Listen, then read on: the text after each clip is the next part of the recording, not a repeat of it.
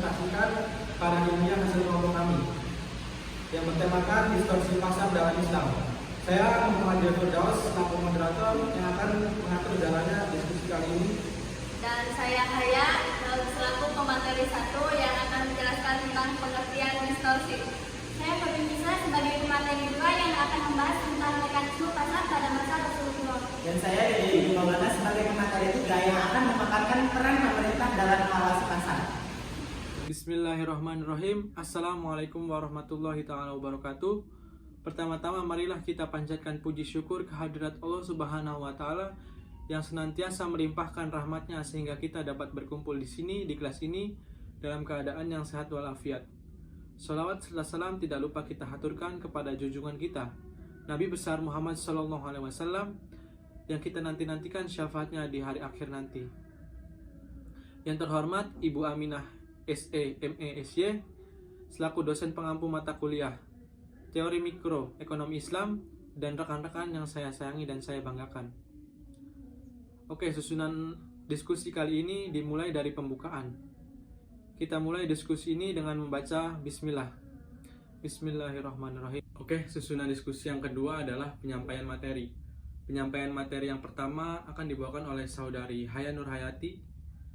Kepadanya dipersilakan. Menurut Kamus Besar Bahasa Indonesia, distorsi adalah pemutarbalikan suatu fakta aturan, sedangkan pengertian distorsi pasar ialah suatu gangguan atau intervensi dalam mekanisme pasar baik dalam permintaan penawaran, penipuan, dan kerancuan. Distorsi pasar dalam Islam. Yang ke-1, ihtikar yaitu penimbunan, yang kedua bai najasi, yang ketiga talaki rukban, yang keempat tadis atau penipuan, yang kelima tagrir atau kerancuan. Selanjutnya pemateri yang kedua akan dibawakan oleh saudari Khairunisa. Dipersilakan. Mekanisme pasar pada masa Rasulullah. Pasar berperan sangat penting dalam perekonomian masyarakat muslim pada masa Rasulullah dan Khulafa Rasyidin. Rasulullah sendiri pada awalnya adalah seorang pebisnis dan seorang pedagang profesional yang selalu menjunjung tinggi kejujuran. Beliau mendapat julukan Al-Amin atau dapat dipercaya.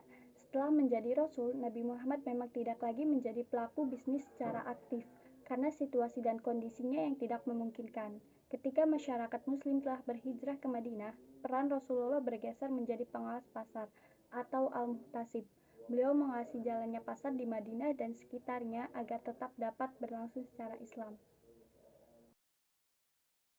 Selanjutnya pemateri yang ketiga akan dibawakan oleh saudara Dede Ibnu Maulana. Dipersilakan.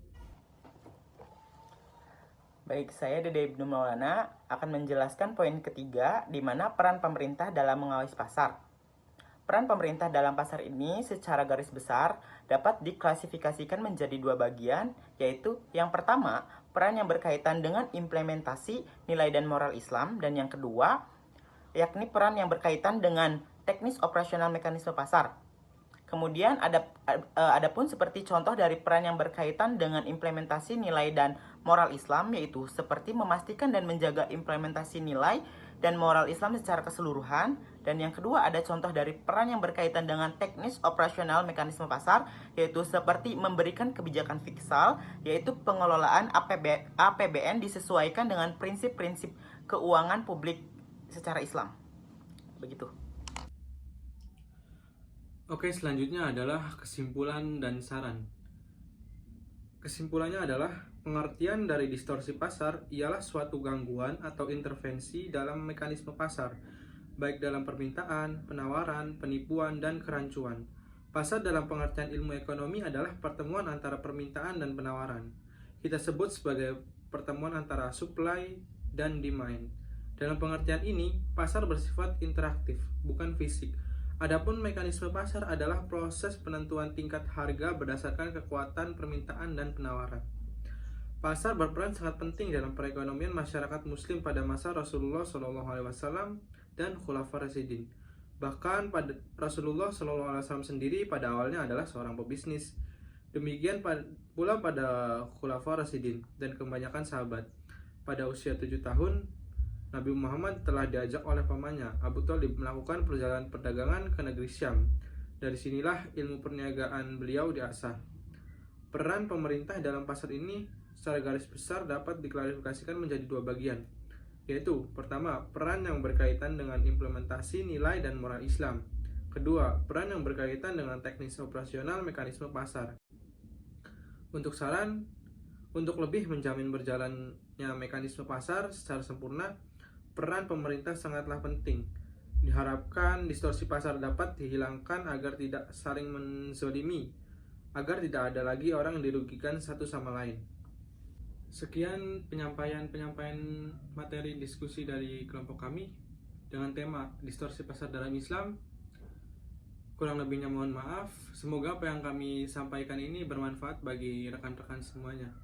Wassalamualaikum warahmatullahi wabarakatuh.